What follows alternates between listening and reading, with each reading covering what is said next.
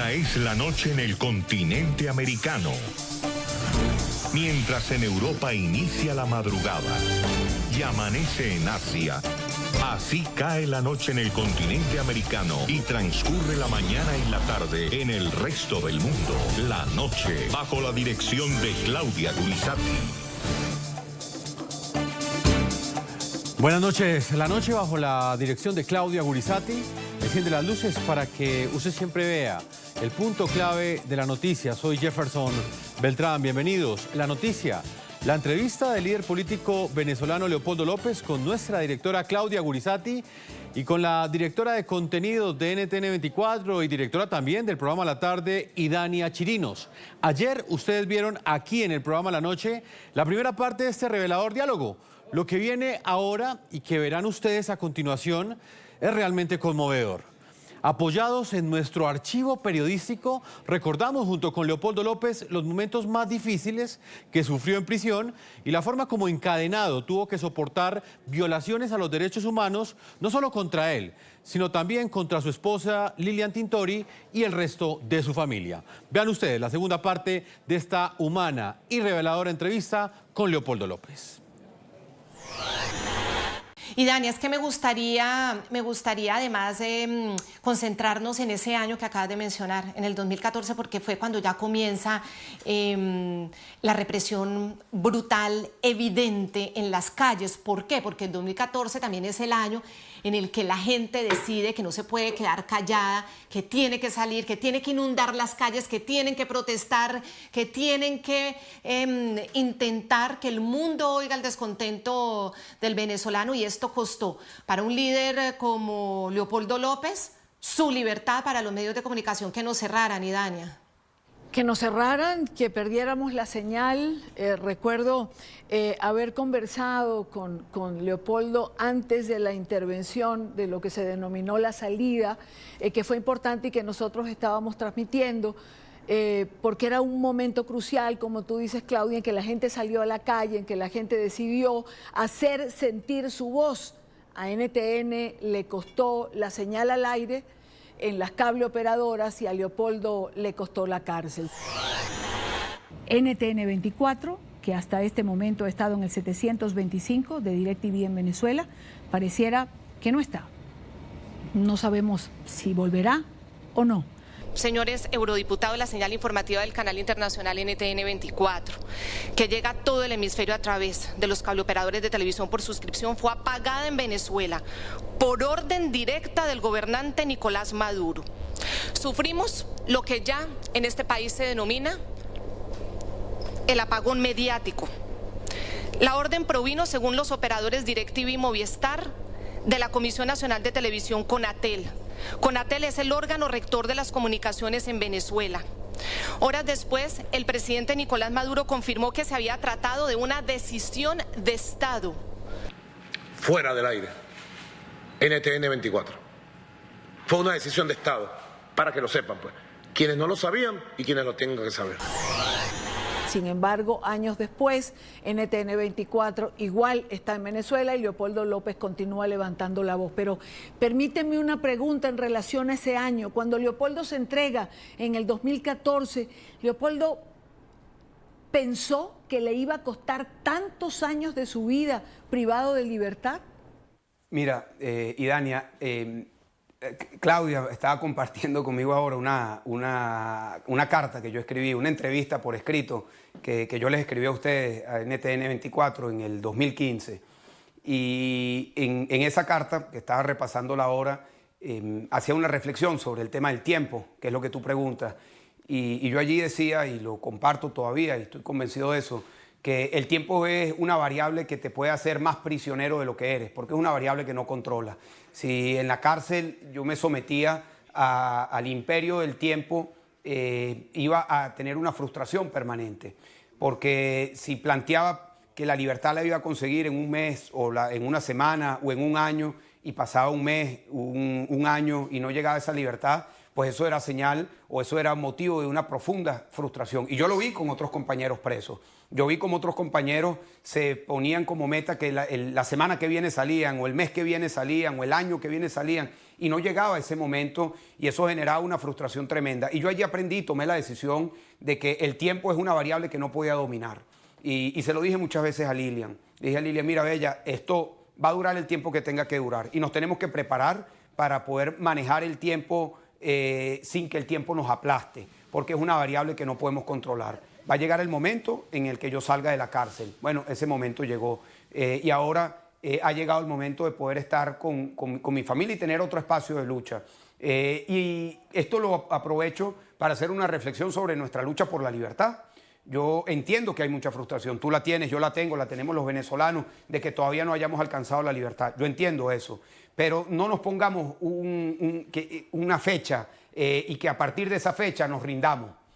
Porque yo a veces percibo que hay gente que dice, bueno, ya no vale más la pena luchar porque he luchado muchos años. Bueno, muchos años no son pocos, pero tampoco quizás son suficientes. Y si nos toca luchar muchos años más, pues es lo que nos va a tocar. Yo espero que no sea así, yo espero que sea el mes que viene, espero que sea muy pronto, pero no nos hagamos prisioneros del tiempo y no permitamos que el tiempo sea una fuente de frustración, porque yo he visto mucho eso, no solamente con los presos, sino con la gente de la calle. Dice, bueno, yo salí a marchar mucho, ya no voy a volver a salir a marchar. Yo salí a votar mucho, ya no voy a volver a salir a votar. Yo seguía el caso de Venezuela y los temas y las declaraciones de los líderes, ya no lo hago. Y ese sentimiento de frustración porque el tiempo no cumplió con lo que nosotros estábamos esperando, es algo que tenemos que aprender a que no nos domine. Entonces, allí va la reflexión sobre el tiempo, de lo que hablé mucho. Yo en la cárcel yo aprendí cosas, ¿no? Y aprendí a charrasquear 4, ¿no? No, tampoco puedo decir eso que también lo contabas en esta entrevista, sí. Carta, como le hemos dicho. ¿Sabe por qué le decimos carta, Leopoldo? Porque te hicimos 10 preguntas y nos contestaste una carta llena de unas reflexiones tan profundas, tan bonitas, tan conmovedoras, que al final para el equipo periodístico de La Noche en NTN 24 es la carta de Leopoldo en una celda de castigo. Y ahí en la carta dices cuántos días lleva en esa celda de castigo. Perdón que te interrumpí, sí. No, y contaba lo del 4. Y después me quitaron en la cárcel, me quitaron los libros, sí. Después me quitaron las hojas para escribir. Llegó un momento dado en donde yo tenía un bolígrafo y lo tenía que esconder en un pote de talco que tenía, porque cuando llegaban a hacer las requisas lo movían y no sonaba. Bueno, los trucos. Pero esconder, bueno, uno trucos de la prisión. Bueno, claro, me gustaría, ahí podemos hablar todo un programa, ¿no? De lo que son los presos. Sí. Y esto, a mis compañeros que están presos saben que cuando uno está preso piensa en 2 cosas siempre, por lo menos a manera de reflexión, en la caleta que se dice, dónde puedes esconder las cosas, el lápiz, la hoja, o en cómo te podría fugar también. Eso todos los presos pasan por eso, ¿no? Claro. Pero te contaba que yo aprendí a tocar 4. No tocar no, de verdad, eso es un insulto a los que lo saben hacer. A los maestros a charraquearlo. Aprendí a rayar unos trazos también, unos dibujos y me entretenía con eso. Después me quitaron esa posibilidad. No, es que y mi hermana, que también me ayudó mucho, mi hermana Diana, ella me insistió mucho en que leyera poesía y aprendí mucho y leí mucha poesía y después también escribí algunos poemas que los tengo por allí. Y uno de ellos se llamaba El tiempo y hablaba de que en la cárcel el tiempo corto es muy largo, es decir, los minutos son horas, pero el tiempo largo es muy corto. El año, estando encerrado en una celda de 2x2, viendo la misma pared, viendo la misma ventana, es muy corto porque tienes muy pocas memorias o muy pocas imágenes. Vivencias. Sí. Entonces el tiempo corto es muy largo porque se hace muy pesado y el tiempo largo se hace muy corto. Entonces, este tema del tiempo es algo sobre lo que yo reflexioné mucho. Y oye, disculpe, Idania, que nos fuimos por la tangente. No, pero de eso se trata, porque esta conversación es para eso, Leopoldo. Sí, cierto, Idania, es para eso. Es para poder también hablar con toda esta libertad y de todos esos episodios. Y además, sabe que a mí me parece eso también muy interesante porque a través de esas reflexiones y esos pensamientos, el televidente y la persona lo conoce también un poquito más. Mira, hay otro episodio, otro fragmento mejor de la carta que a mí también me impactó y me impactó obviamente como mujer, como esposa, como mamá. lo que más me afecta de estar preso es no poder compartir con mi esposa y mis hijos todos los días. En esos tiempos cortos del día, esa parte debería ser pues muy largo. Mi hijo menor, Leopoldo, tenía 1 año cuando entré en prisión, aprendió a caminar en Ramo Verde, ya está hablando sus primeras frases, y habla de Manuela de 4 años que era más consciente. Y resaltas cómo la voz de Lilian por fuera fue fundamental, el trabajo de Lilian como madre. Dices, Lilian ha mantenido el ánimo de mis hijos y se ha mantenido fuerte en estos meses ya convertidos en años. Esa parte, esa de la familia, eso de sentir que por tener un derecho, que es el derecho a la actividad política, a la expresión, y justamente en una cárcel, condenado a 14 años, ser arrebatado del tiempo con su familia, ¿eso cómo lo asimilabas en medio de esos tiempos que nos comentas ahora? Mira, con sentimientos encontrados, ¿sabes? Porque por un lado, por supuesto, con mucho dolor, porque el tiempo es algo que nadie lo devuelve.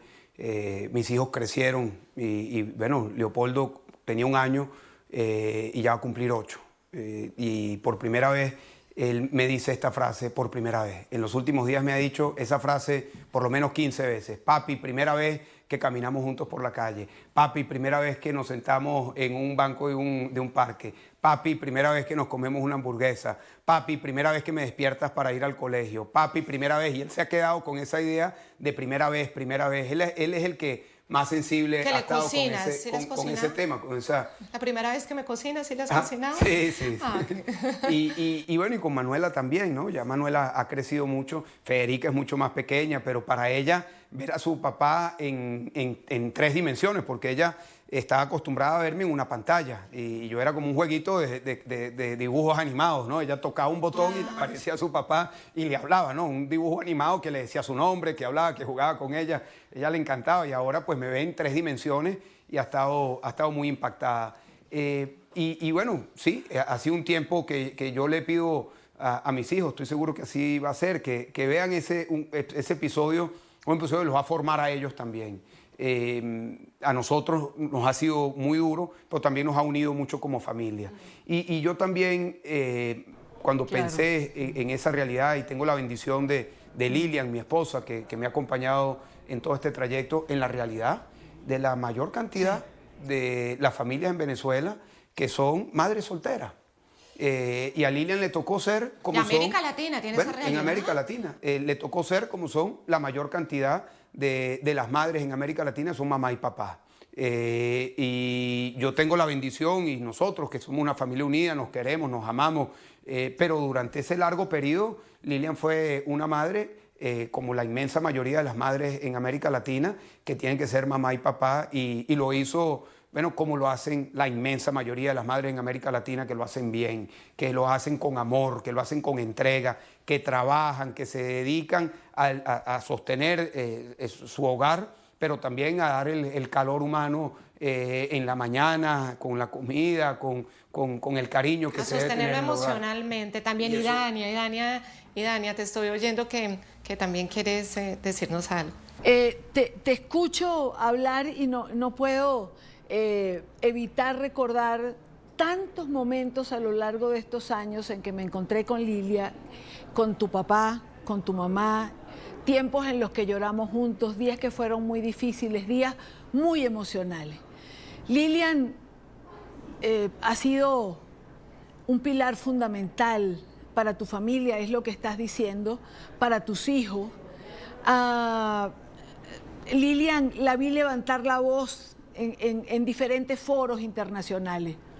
Pero, es decir, te sacaste la lotería, y permíteme este coloquialismo porque no todos tienen la suerte de encontrar una mujer que acompañe una lucha política y camine a lo largo de tantos años. En tiempos de Pérez Jiménez, mi tío Luis Vera Gómez estuvo 10 años preso. Y la mujer que tuvo a su lado logró mantener no solo la familia, sino que logró mantenerlo a él. Mantener la pareja, Leopoldo, a lo largo de estos años tampoco es cosa fácil, y es algo que ustedes han hecho. ¿Cómo lo han logrado también? Porque no es fácil. No, y Dania, como tú lo dices, no es fácil, y el coloquialismo que hiciste, yo siempre lo digo, yo claro que me saqué la lotería casándome con Lilian. Claro, yo estoy muy consciente de eso. Y por muchas cosas, porque hay cosas que Lilian no se conocen, pero Lilian y yo, por ejemplo, compartimos el deporte, los deportes extremos, y tenemos muchas cosas que nos hacen disfrutar como pareja, como deportista. Y Lilian no era política, para nada. Yo cuando empecé a salir con Lilian y cuando tomamos la decisión de casarnos, yo sí le dije a Lilian, ella siempre lo recuerda, le dije, mira ella, yo estoy en esto, o sea, yo quiero que sepa, yo no te estoy vendiendo un paquete chileno, pues yo, perdón a los chilenos, esa es una expresión en Venezuela, perdón.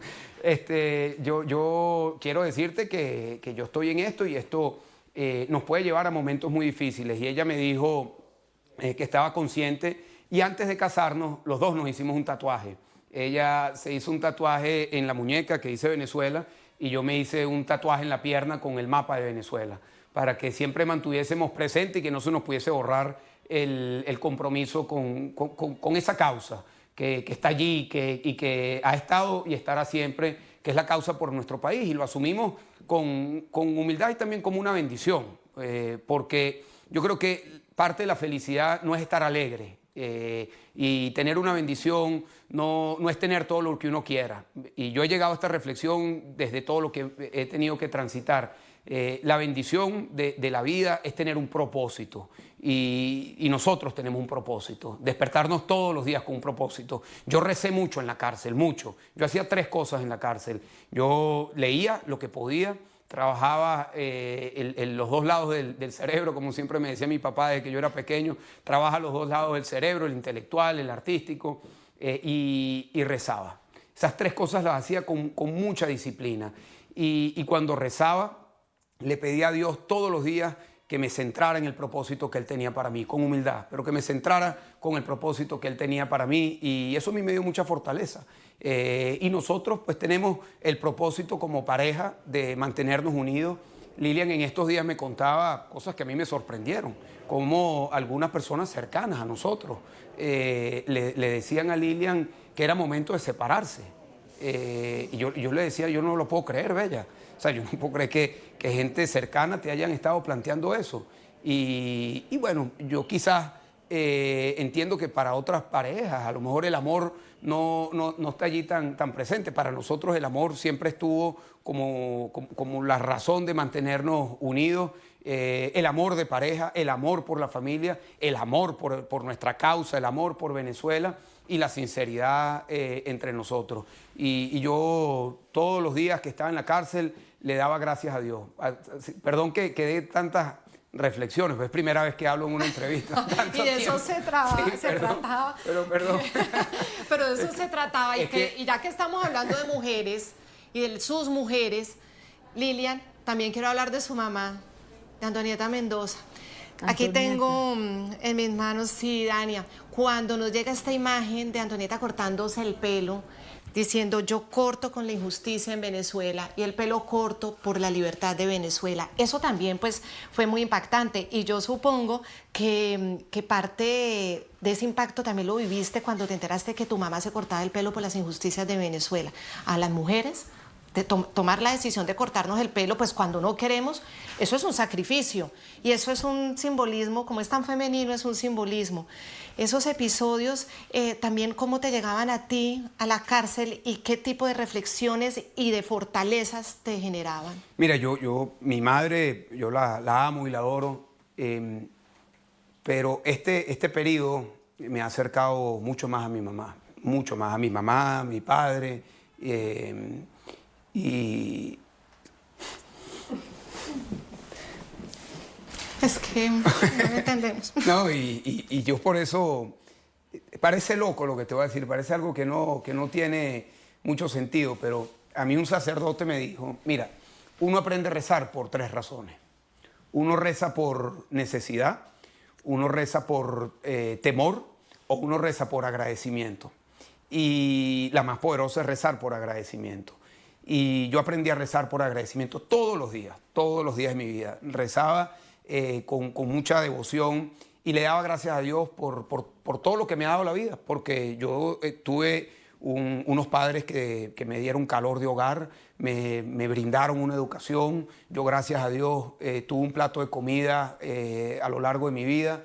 Y le daba luego gracias a Dios por cosas tan elementales como poder escuchar el canto de los pájaros, como de poder ver una luna cuando había una luna llena. Y eso a mí me ayudó mucho como persona. Y yo todos los días le daba gracias a Dios, incluso por ponerme a prueba en la cárcel. Y una de las cosas de las que yo le di gracias a Dios estando en la cárcel es que me acercó mucho más a mi familia, a mi mamá, a mi papá, a mis hermanas, mi hermana Diana, que podía irme a visitar a la cárcel y me llevaba, como te digo, poesías, me llevaba libros. Ella me ayudó a que hiciera un diplomado de historia en ese momento, porque las únicas personas que me podían ver era mi familia, y me ayudó a acercarme mucho. Y yo le diría a todos los que nos están escuchando que cuiden mucho a su familia, que cuiden a sus padres. Yo sé que la gente lo hace, pero a veces la vida nos lleva a que el día a día nos coma, ¿no? Sí. A que el día a día nos despertemos y nos acostemos y a lo mejor no tengamos el tiempo. Y no veamos ese panorama y no le demos las gracias y la bendición a nuestros seres queridos. Y yo te digo, yo fui muy así durante buena parte de mi vida. Yo vivía con metas concretas, con lograr cosas, pero hoy en día me tomo el tiempo y le digo a mis padres, le digo a mis hijos, le digo a mi esposa, a la gente querida, que los quiero mucho y les doy las gracias. Y yo le digo a la gente que nos está escuchando que dar las gracias a los seres queridos nos hace más fuertes y nos hace tener más claridad y más entrega a las cosas a las que nos estamos dedicando. Y Dania, ¿se acuerda? Estábamos 23 de junio, creo que 2017, cuando Leopoldo todavía estaba en la cárcel de Ramo Verde, a Lilian gritando desde afuera, a gritos, Leo le gritaba. Y Leopoldo le contestaban, Lilian, me están torturando, denúncialo. ¿Se acuerda de ese episodio, y Dania, que lo vivimos y lo comentamos y nos impresionaba muchísimo esa situación?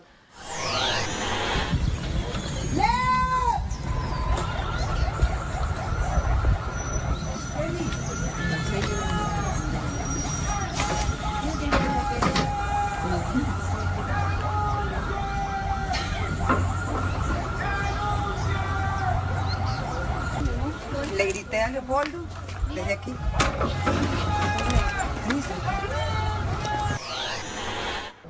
Hay dos episodios que puedo recordar, Claudia, porque lo vivimos de cerca en NTN. Ese que tú mencionas, que nos conmovió a todos, estaba Lilian gritando allí en esa reja y Leopoldo le contestaba. Pero recuerdo otro, muy duro, muy triste, muy indigno para Lilia y para Antonieta.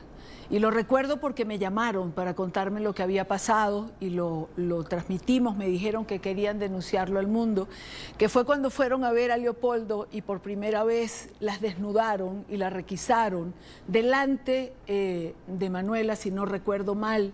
Y para Lilian había sido terrible porque me lo contó, que hubiesen desnudado a Antonieta delante de sus nietos. Lo que yo, Antonieta, la madre de Leopoldo López, sentí ayer cuando me requisaron. Entré en un cuarto, en un cuartico, frío, sin ni siquiera una silla donde uno poderse sentar a quitarse los zapatos. Me hicieron entrar. Habían dos sargentas, como dice Lilian, cosa que no había pasado nunca. Y me obligaron a entrar con los niños. Los niños no tenían que entrar. A los niños los protege la ley, la LOPNA. Ellos se tienen que quedar afuera y lo máximo es que le quitan los zapatos. Los obligaron a entrar. Entré. Me pidieron lo mismo que a Lilian. Quítese los zapatos, quítese las medias, quítese el pantalón. Me desnudaron completa. Yo tenía a mi amada Manuela al lado mío y ella no podía creer lo que le estaba pasando a su abuela. Manuela con su 6 años con una gran madurez, pero sorprendida. Y lo que me daba tanta tristeza, era la cara de Manuela, que me repasaba de arriba abajo, de mi cabeza a mis pies. Esa es una imagen que yo se la quiero borrar a Manuela. Yo no quiero que Manuela recuerde que su abuela la desnudaron. Le mandaron a abrir las piernas y me dijeron, abra más las piernas, más las piernas. Yo quiero que Manuela borre esa imagen. Me metieron en una requisa, en un cuartico muy pequeño, donde estaban 2 militares. Primera vez que me requisan, no una militar, sino 2. Me mandaron a quitar los zapatos, el pantalón, la franela, las medias, la pantaleta, el sostén. Yo tenía la menstruación, me mandaron a quitarme el modes, me quitaron toda la ropa, me mandaron a voltearme, me revisaron el modes usado por mí. Y yo no podía creer lo que estaba pasando. Y yo les decía, son 2 testigos de lo que a mí me están haciendo. Que en el canal del Estado dicen que es mentira, que a mí no me desnudan. ¡Me están desnudando!, empecé a gritar. ¡Me están desnudando otra vez! Me quitaron hasta la pantaleta. Tienen el modes que estoy usando. La militar tiene el modes en la mano. Lo grito porque quiero que hayan testigos en esa cárcel. Es que creo que hemos vivido esto con ellos muy de cerca. Y recuerdo también una vez que me encontré a Antonieta, o le escribí para decirle que ella me recordaba mucho una frase que había escuchado alguna vez y me había marcado. Y ella era el ejemplo perfecto de esa frase. Ella es como el junco que se dobla, pero nunca se parte, porque si alguien ha demostrado fortaleza a lo largo de estos años, es Antonieta, Leopoldo. De verdad, Antonieta ha sido, conjuntamente con Lilia, alguien fundamental. Pero ese momento, Guri, que vivimos nosotros en NTN 24, es un momento que no se puede olvidar en esta historia. Sí, momentos muy duros, ¿no? Y como dice Lilian, bueno, todo esto que estamos hablando, yo tenía tiempo sin hablarlo. ¿En serio? Porque, ¿sabes? Bueno, pues uno no vive en el pasado, ¿no? Por lo menos yo no, yo vivo en el día a día y para adelante. Y bueno, todo esto que estamos hablando me llena de muchos sentimientos encontrados. Ese episodio que tú relatas, Idania, a mí me marcó mucho cuando a nuestras esposas, porque en ese momento estaba Daniel Ceballos allí también, las desnudaron a mi madre frente a mi hija, y a mí eso me impactó mucho. Y eso generó que yo me cargara de mucha ira y no pude dormir por largas semanas. Y pensaba en qué iba a hacer cuando saldría para... No me gusta la palabra venganza, pero para que viviese justicia, ¿no? Y tenía presente todo el dolor que le habían causado a mi familia y que me habían causado a mí por eso. Y una noche, después de haber pasado como 10 días después de ese episodio sin dormir, me di cuenta de que eso que yo estaba sintiendo era precisamente lo que la dictadura quería que yo sintiera. Porque el odio y el resentimiento es un sentimiento que nos debilita. Porque es un sentimiento que te ocupa tu espacio y que probablemente la persona a que tú odias o resientes no lo siente y no lo percibe. Y te está ganando la pelea. Y te está ganando a ti porque tú sí estás perdiendo tu sueño, tu tranquilidad. Y yo pasé por un momento en donde dije, yo no voy a permitir que me ganen esta pelea. Y yo voy a desarrollar el autocontrol que sea necesario para no tener resentimiento, para no odiar, para evitar que ese sentimiento sea el que domine mi corazón. Y te lo digo con la mayor sinceridad, yo salí de la cárcel sin resentimiento y salí de todo este periodo sin resentimiento, sin odio. Al director que hizo eso, que desnudó a mi familia, a mi esposa, a mi madre frente a mi hija Manuela, que quedó impactada, porque Manuela le impactó eso, y nos los dijeron luego en el colegio de Manuela, nos los dijeron personas que ayudaban a Manuela. Yo le dije a él, mira, yo no te voy a odiar, pero sí te voy a denunciar.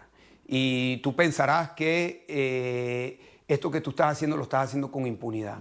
pero yo quiero decir que nosotros vamos a luchar para que se haga justicia. Y tú pensarás que el momento no va a llegar, pero yo te digo que el momento va a llegar en el que tu nombre va a estar en una lista de violadores de derechos humanos. Y hace un mes y medio, el Fact-Finding Mission, la misión de la ONU, saca un informe en donde relatan cientos de casos. Uno de los casos que relatan es mi caso, y uno de los nombres que está allí es el del director de la cárcel que le hizo eso a mi familia, pero que hizo muchas otras cosas más a otros presos. Y esto no lo digo con regocijo, desde ningún punto de vista, sino lo digo con la convicción de saber que la justicia tiene que venir a Venezuela.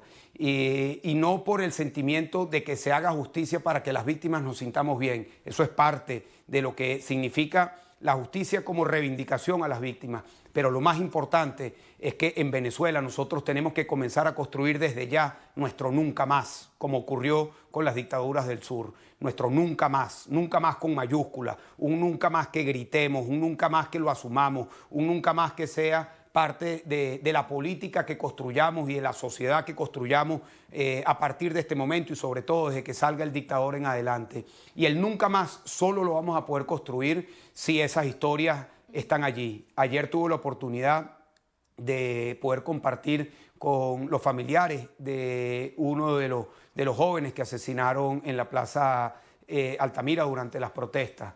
Y me impresionó, primero, que estuviesen allí en un evento que teníamos con la diáspora, y segundo, me impresionó mucho su determinación de seguir adelante. Le mataron un hijo, tuvieron que enterrar a su hijo, pero no enterraron la esperanza. Y lo que me dijeron fue, al haber enterrado a nuestro hijo, no podíamos enterrar el sueño que él tenía de ver una Venezuela libre. Y ahí estaban sus padres, con lágrimas en el corazón, con un abrazo muy fuerte y muy sentido, pero allí estaban. Y esto, sobre todo este mensaje, se lo digo a todos los que han sufrido, porque en Venezuela ha habido mucho sufrimiento.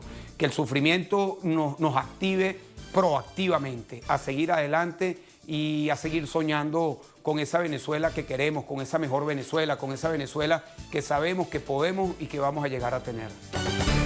Y el tema que nos estás hablando, Leopoldo, es el tema de uno de tus 3 propósitos que explicaste muy bien en la rueda de prensa de hace unos días ante las agencias y los medios españoles y europeos, diciendo que uno de esos propósitos es que todos los que sean responsables de violaciones a los derechos humanos, graves, atroces, crímenes de lesa humanidad, pues tienen que pagar. Eso algún día tiene que llegar a la justicia internacional. La Corte Penal Internacional precisamente acaba de notificar al régimen que sí encuentra fundamentos razonables para comenzar una investigación que está dentro de su competencia, que lo ve para poder comenzar una investigación. ¿Cuál es tu reacción frente a ese avance ya de esas demandas ante la denuncia ante la Corte Penal Internacional? Mira, ayer fue un episodio muy importante por los derechos humanos en Venezuela.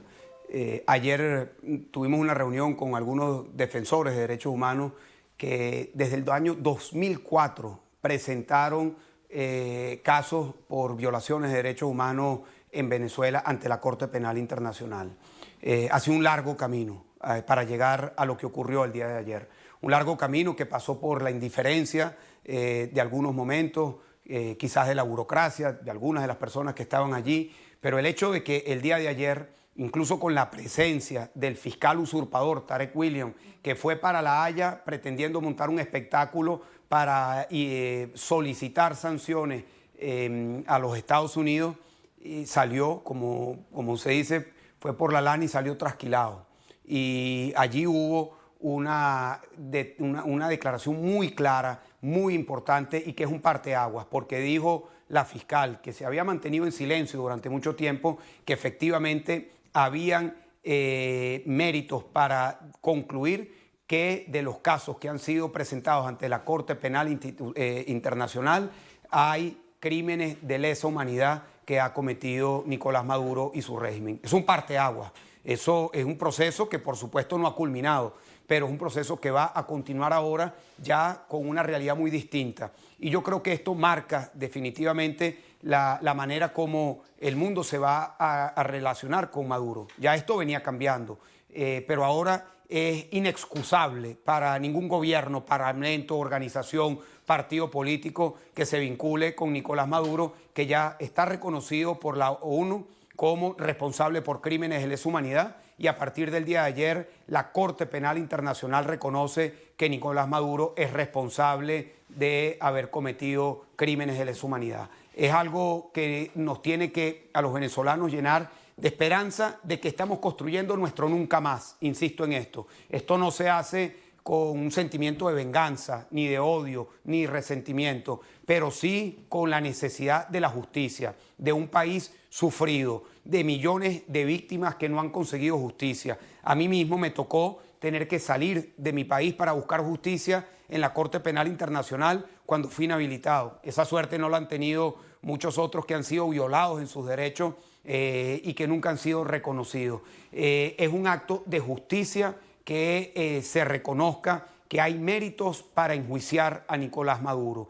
Y es importante que entendamos que esto no es en contra solamente de Nicolás Maduro, esto es a favor de Venezuela y nuestro futuro, porque esto nos va a ayudar a construir el nunca más del que estaba hablando anteriormente. Un nunca más que no permita el olvido, un nunca más que no permita que seamos indiferentes ante los abusos de poder, un nunca más que no permita que seamos indiferentes ante la violación del Estado de Derecho y ante la violación de cualquiera de los derechos que hacen que la libertad sea real en las sociedades libres, que es la combinación de muchos derechos. Por ejemplo, el derecho a la libertad de expresión, del cual muchas veces hablaban solo los periodistas o los medios de comunicación. Y ya nos hemos dado cuenta que la libertad de expresión es un derecho fundamental para que pueda existir la democracia. Por eso yo quiero reconocerte a ti, a NTN 24, a todos los periodistas y en especial, porque sé que estamos terminando, quiero recordar a un hermano, colega de ustedes que hoy está preso, Roland Carreño, que acompañó a los venezolanos todas las noches durante muchos años, un hombre muy querido, muy profesional, muy venezolano, venezolanista por encima de todo, conoce nuestras tradiciones y un hombre que nos estaba ayudando en esta lucha, hoy está preso, privado de libertad. Y quiero pedirles a ustedes y a todos los periodistas que hagamos causa por la libertad de Roland y por la libertad de todos los presos políticos, los civiles y también los militares. Y sin libertad de expresión es difícil hacer causa común por quienes están presos. Los derechos se conectan unos con otros. No hay un derecho que sea más importante que otro. Todos los derechos son importantes y todos los derechos juntos hacen que podamos vivir en libertad. Y la libertad, por lo menos así me pasó a mí, yo no la conocía. Yo crecí en una Venezuela democrática y estudié sobre la democracia, sobre la libertad, leí poemas sobre la libertad, vi películas sobre la libertad, pero no entendía nada de lo que verdaderamente era la libertad. La libertad la entendí en la cárcel, en una celda de 2x2, con un candado del tamaño de un ladrillo que no me permitía a mí salir. Allí es donde yo entendí la libertad. Y esa misma metáfora la llevo para toda Venezuela. Hoy los venezolanos entendemos lo que es la libertad porque no la tenemos, porque no podemos ver las noticias que queremos, porque no podemos comprar lo que queremos, porque no podemos transportarnos como queremos, porque no podemos reunirnos como quisiéramos, porque el conjunto de derechos que hacen que una sociedad sea libre hoy no existe en Venezuela. Hoy sabemos los venezolanos lo que es la libertad por la ausencia de libertad. Y yo les pido, y sé que ya estamos terminando, a los venezolanos que nos están viendo, hermanas, no perdamos la fe, tengamos la determinación. Yo sé que esta pelea es dura, uno está abajo y uno está arriba, a veces estamos cerca y a veces estamos lejos, pero no perdamos la fuerza, la determinación y la entrega por lograr que tengamos a una Venezuela libre. Y al liderazgo y a todos, unidad, unidad y más unidad, humildad en la construcción de esa unidad para que nosotros podamos tener la mayor fortaleza de enfrentar a un dictador cruel, asesino, represor que tiene que salir para que construyamos esa Venezuela que todos merecemos, en donde todos seamos dueños de todos nuestros derechos. Quería, ya que estamos terminando, Leopoldo ha mencionado dos palabras que a lo largo de estos años han formado parte de su lucha y se identifican con él y con Lilian, que son fuerza y fe. Y él dice, no perdamos la fuerza, no perdamos la fe. Yo te quiero preguntar, Leopoldo, ¿cómo no perder la fe cuando a veces ya no tenemos fuerza? ¿O cómo no perder la fuerza cuando la fe nos falla? Mire, Idania, gracias por la pregunta. Y yo soy cristiano, soy un hombre creyente. Podría ser mucho mejor practicante de lo que soy. Creo que como muchos de nosotros. Pero si algo tenemos que aprender de Jesús es que la fe se tiene que tener más fuerte con el sufrimiento. El momento crítico que nosotros aprendemos sobre lo que significa la fe es cuando Jesús está llevando la cruz, cuando estaba siendo torturado, cuando estaba siendo golpeado, y en ese momento nunca perdió la fe. Y nosotros como cristianos, creyentes, tenemos que entender que en el momento más duro, en el momento de mayor sufrimiento, cuando la cruz está más pesada, cuando las rodillas las tenemos pegadas al piso y las tenemos que arrastrar para poder mover esa cruz, es el momento en donde tenemos que tener más fe. Y eso te lo digo desde una profunda convicción, Idania. De verdad te lo digo como alguien que también, como todos, hemos tenido episodios en los que esa fe pareciera evaporarse. Pero no podemos permitir que se evapore la fe, porque sin la fe nosotros no vamos a lograr que primero nos unamos y segundo que logremos la libertad. Y yo sé que es difícil, pero como lo somos la mayoría de los latinoamericanos, de los venezolanos, si somos cristianos, tenemos que entender que precisamente desde el sufrimiento es que nosotros nos conectamos con esa fe. No para sufrir, sino para poder tener la esperanza de la resurrección. Y eso lo llevo al ámbito terrenal. Para tener la esperanza de la libertad, tenemos que estar dispuestos a sufrir. Tenemos que estar dispuestos a pasar por momentos difíciles, por momentos amargos. Tenemos que estar dispuestos a arrastrar la cruz por más pesada que sea. Hoy, todos los que nos están viendo, que son de Venezuela, todos, no importa de dónde vengan, dónde hayan nacido, si nacieron en Los Palos Grandes o en Guasdualito, si nacieron en Pedernales o en Naguanagua, no importa dónde hayan nacido, todos llevamos una cruz. Algunas cruces son más pesadas que otras, pero todos llevamos una cruz. Y esa cruz la tenemos que llevar con fe, porque esa cruz nos va a llevar a el momento de la resurrección y de que para nosotros es la libertad de Venezuela. Y esto lo digo con una profunda convicción de que sin fe y sin amor por Venezuela, sin amor por nuestra gente, sin amor por nuestra tierra, por nuestra familia, no vamos a lograr reconstruir a la Venezuela que tan golpeada hoy está y tan necesitada está. Esta entrevista termina Leopoldo preguntándole cómo se imagina el regreso a Venezuela. Fuiste claro, dijiste "we will come back", retomando las palabras de don Rómulo Betancourt, gran demócrata de América Latina, y advirtiendo que de todas maneras la transición va a ser una cruz, va a ser cargar una gran cruz. Y decías que parte del ejercicio es que toca hacerlo con gente del chavismo. ¿Cómo? Si son una organización criminal junto con otras organizaciones criminales. Mira, es un tema muy polémico, muy complejo. Pero yo creo, y aprovecho esta oportunidad para mandar el mensaje, que hay que buscar las alianzas con todos los que estén dispuestos a salir del dictador. Cada quien tendrá que ser responsable ante la justicia por los crímenes que haya cometido, porque los crímenes son responsabilidad individual y cada quien será responsable ante la justicia por los crímenes que haya cometido.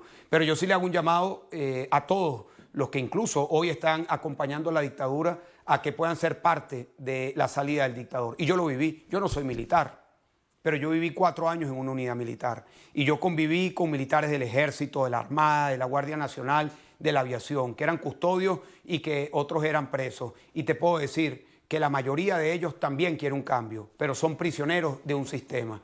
Y nosotros tenemos que entender que el proceso de transición es precisamente un proceso de transición porque requiere que se tenga ese encuentro incómodo, ese encuentro quizás criticado por uno u otro lado, pero ha sido así y así han sido los procesos de transición. Yo no te puedo decir cómo va a ser la transición de Venezuela, nadie lo sabe en estos momentos, pero lo que sí te puedo decir es que nosotros tenemos que tender la mano para que ese proceso de transición pueda incluir a la mayor cantidad de personas. Y también te digo con convicción que yo creo un proceso de transición que sea lo menos traumático para nuestro pueblo, que genere el menor nivel de conflictividad, el menor nivel de muertes, el menor nivel de violencia para nuestro pueblo. Y eso va a requerir precisamente ese encuentro a veces incómodo con algunos sectores que nosotros quisiéramos que no fuesen parte de un proceso, pero que van a ser necesarios. Y esto lo tenemos que asumir. Y yo sé que esto que estoy diciendo, alguna gente lo critica y lo entiendo.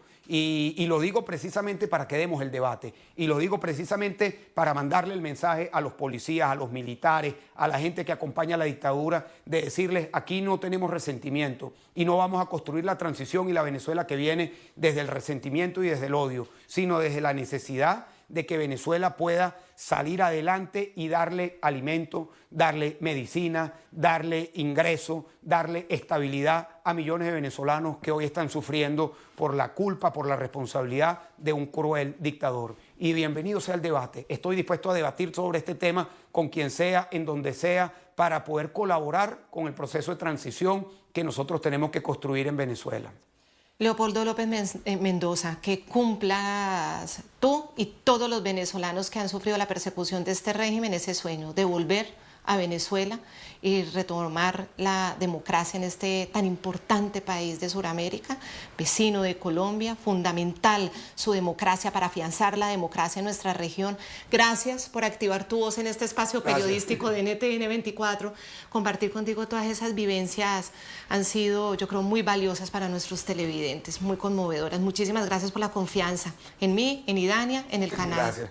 Muchas gracias, Claudio. Gracias, Idania. Te mando un abrazo y espero que nos veamos pronto, y a todo el equipo de ustedes, a NTN 24, de verdad, de corazón, que siempre estaban allí, siempre estaban allí, y Lilian siempre me lo decía, y a todos los que nos están viendo también muchísimas gracias, y no perdamos la esperanza, no perdamos la fuerza y no perdamos la fe, fuerza y fe de Venezuela.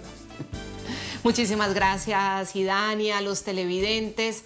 Y bueno, este tipo de entrevistas son las que también hacen que valga la pena nuestro papel como periodistas. Idania, muchas gracias también por acompañarme. Gracias a ti, Claudia. Yo solo espero que la Venezuela que Leopoldo sueña se pueda hacer realidad. Un abrazo, y siempre lo digo y lo voy a repetir. Gracias, Claudia, por acompañarnos siempre en esta lucha de Venezuela. Y seguiremos. Hasta pronto. Adiós.